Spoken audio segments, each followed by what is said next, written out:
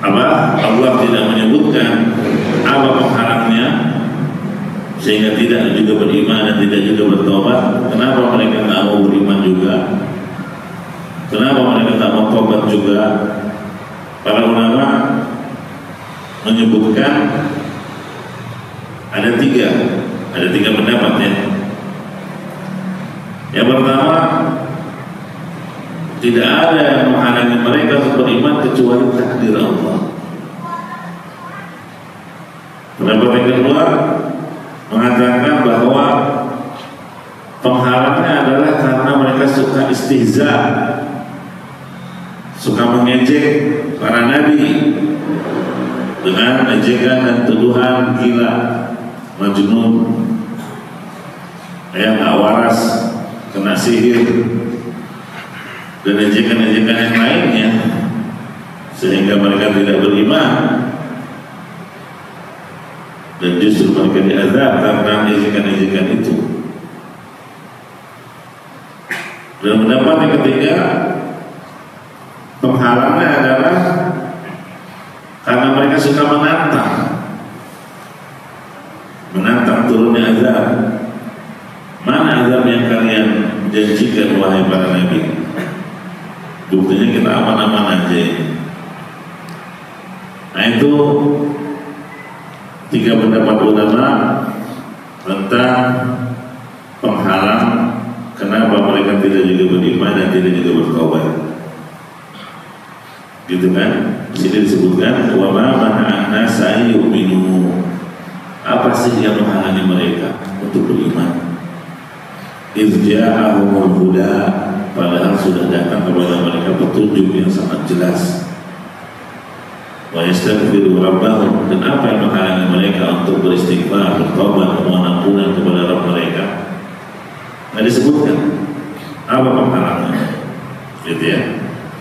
Apa tadi yang pendapat yang mengatakan penghalangnya adalah takdir Allah. Maksudnya berarti kalau diartikan tidak ada yang menghalangi manusia dari beriman dan dari bertobat, dari beristighfar, dari memohon ampun kepada Allah kecuali karena takdir Allah. Sehingga seberapapun datangnya penjelasannya sangat gamblang kepada mereka, namun ketika mereka tidak ditakdirkan untuk beriman atau mereka sudah ditakdirkan untuk kafir, maka mereka tidak akan beriman.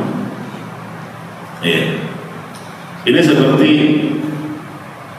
perkataannya Nabi Nuh ketika beliau mendapati umatnya yang menolak dakwah, menolak nasihat. Wala yanfa'ukum nushi in aradtu an ansaha lakum. Tidaklah bermanfaat kepada kalian nasihat-nasihatku jika aku hendak memberi nasihat kepada kalian. In kana Allah yuridu an yughwiyakum. In kana Allah yuridu an yughwiyakum. Jadi tidak ada manfaat nasihat-nasihat itu sampaikan kepada kalian sekiranya Allah hendak menyesatkan kalian. Tidak ada manfaat itu nasihat. Nah, ini dalil pendapat pertama bahwa begitu juga kepada orang-orang musyrikin Quraisy. Apa penghalang mereka kok nggak mau beriman? Nggak mau beriman juga. Ya, maka di sini dikatakan tidak ada menghalangi mereka untuk beriman dan bertobat kecuali takdir Allah. Sama seperti yang disebutkan juga di surah Al-Baqarah ayat 6, innal ladzina kafaru sawa'un 'alaihim a anzartahum am lam tunzirhum la yu'minun. Sesungguhnya orang-orang kafir itu sama saja bagi mereka, kamu beri peringatan atau mau tidak, mereka tidak bakal beriman juga. Artinya apa? Mereka ditakdirkan untuk tidak beriman, sehingga seberapa besar pun, sebesar apapun petunjuk yang datang kepada mereka, mereka tetap saja tidak akan beriman kepada Allah. Jadi ini pendapat pertama, mengingatkan kita akan takdir. Ya, kita harus beriman kepada takdir. Ya. Dan pengulangan kalimat dalam hadis an-tu'minu bil qadar. Jadi sebagai bentuk penekanan harus beriman kepada takdir. Karena adanya orang-orang yang mengingkari hal ini. Dan setiap takdir itu pasti baik, ada hikmah di baliknya. Ya. Allah menakdirkan adanya iblis dan juga menakdirkan iblis masuk ke neraka jahanam. Nah, itu semua adalah urusannya Allah Subhanahu wa taala. Dan urusan takdir adalah rahasia Allah Subhanahu wa taala.